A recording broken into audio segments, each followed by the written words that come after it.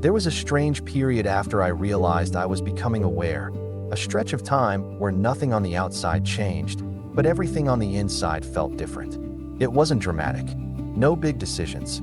No announcements.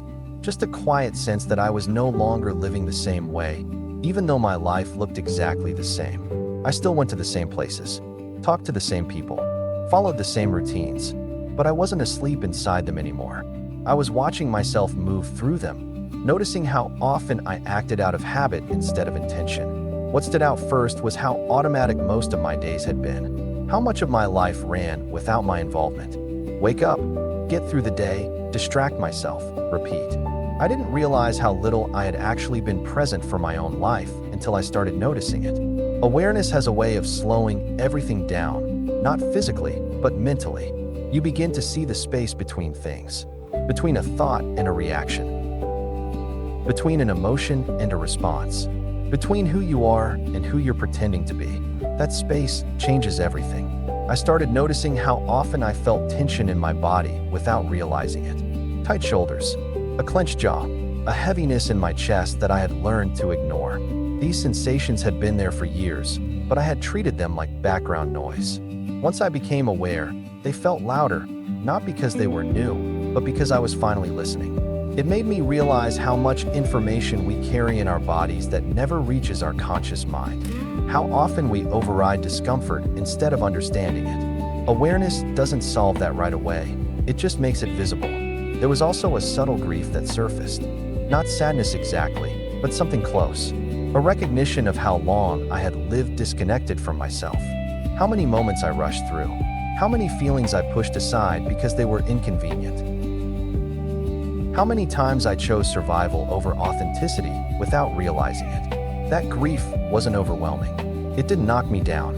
It just sat there quietly, asking to be acknowledged. And once I let myself acknowledge it, it softened. One of the most surprising things was realizing that awareness didn't make life easier right away.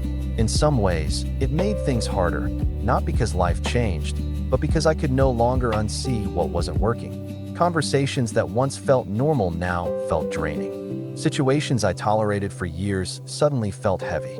Certain expectations no longer made sense. It wasn't that they were wrong. They just weren't aligned with who I was becoming. And that created an in-between state. A place where you're no longer who you were, but not yet who you'll become. That space can feel uncomfortable. You start questioning things you used to accept automatically. You hesitate before responding the way you always have. You feel moments of uncertainty where certainty used to live. But that uncertainty isn't weakness. It's awareness recalibrating your life. I noticed how often I filled silence with noise before. How quickly I reached for distraction. How uncomfortable it felt to sit with my own thoughts.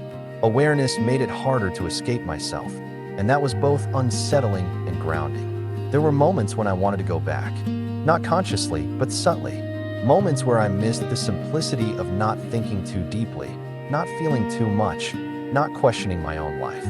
But once awareness begins, going back to sleep doesn't really work. You can distract yourself for a while, but something inside you stays awake.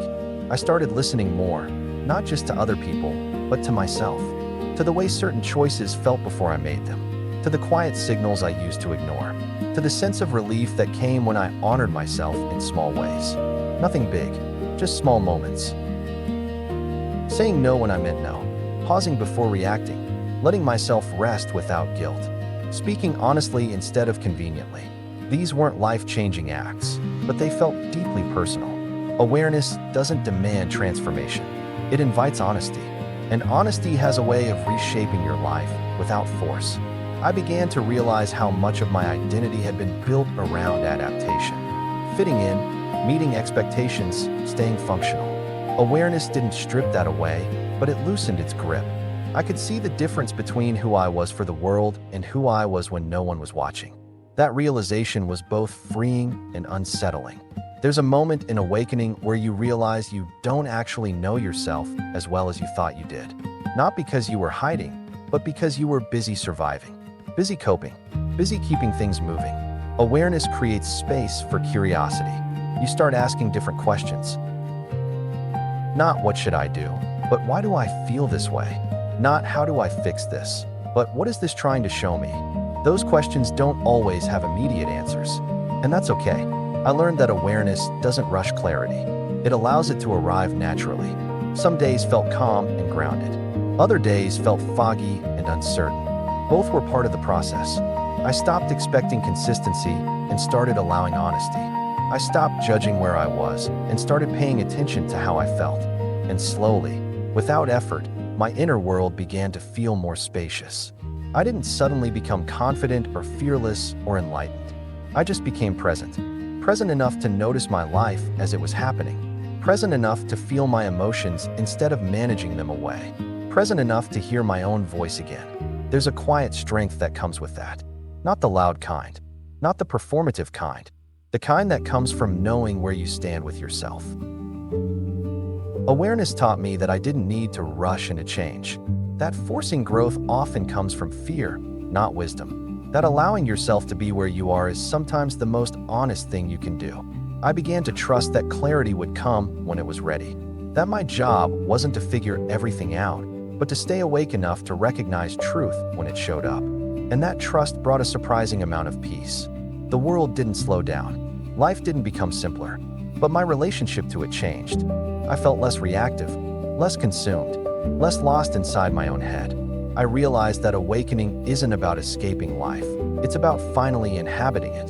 Fully, honestly, without pretending. If you're in this stage, the stage after noticing, it's okay if things feel uncertain. It's okay if you feel like you're between versions of yourself. It's okay if you don't know what comes next. You're not behind. You're not broken. You're not doing it wrong. You're becoming aware of your own life in real time, and that alone changes everything. You don't need to act yet. You don't need answers yet. You don't need to define yourself yet. Just stay present. Stay honest. Stay awake.